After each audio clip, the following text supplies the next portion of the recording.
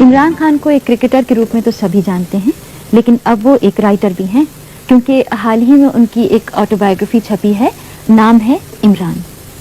अभी कुछ दिन पहले वो हमारे स्टूडियो में आए तो कृष्ण गोल्ड ने उनसे बातचीत की। इमरान आमतौर से जब कोई अपनी बायोग्राफी लिखता है तो जब वो अपने कैरियर के आखिर में पहुंच जाते हैं, रिटायर्ड होने लगते हैं, तब लिखते हैं। आप तो अभी बिल्कुल पीक पे हैं अपनी। आपने ये कैसे सोचा?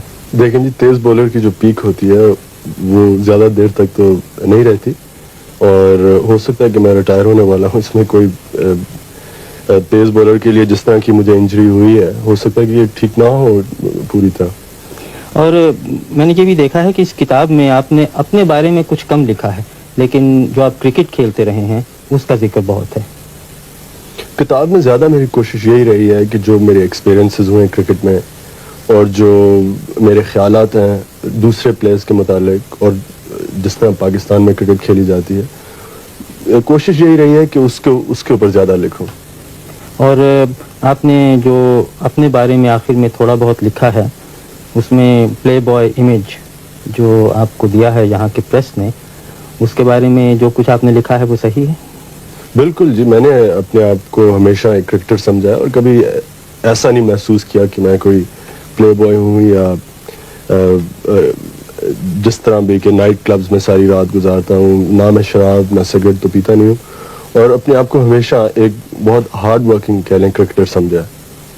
और आपने दुनिया भर में क्रिकेट खेली है, वेस्ट इंडीज़, हिंदुस्तान, पाकिस्तान, जहाँ आपने दूसरे मुल्कों में क्या रवैया देखा अपनी तरफ और क्रिकेट की तरफ? सबसे ज़्यादा जो क्रिकेट मैंने एंजॉय की दुनिया में वो ऑस्ट्रेलिया में।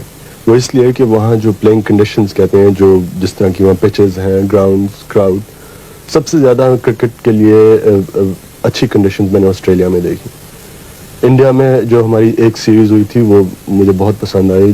वहाँ का जो क्राउड का रवैया था और जिस तरह की वहाँ स्टेडियम्स और जिस तरह की वहाँ क्रिकेट को सपोर्ट दी जाती है।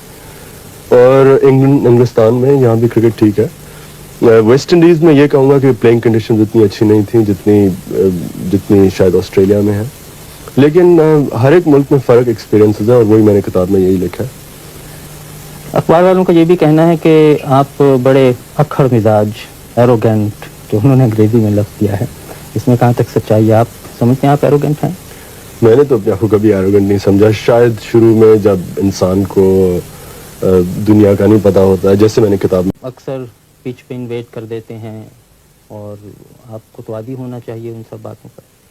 नहीं जी, ये एक चीज़ के ऊपर जो ये कह लें कि मैं इसे पॉइंट ऑफ प्रिंसिपल समझता हूँ कि जब लोग मैच डिसरप्ट करते हैं या पिच के ऊपर भाग आते हैं मेरे ख्याल में इस चीज़ को प्लेयर्स का ये राइट है कि इन लोगों को इस चीज़ से रोकें और ये इनकरेज ना की जाए।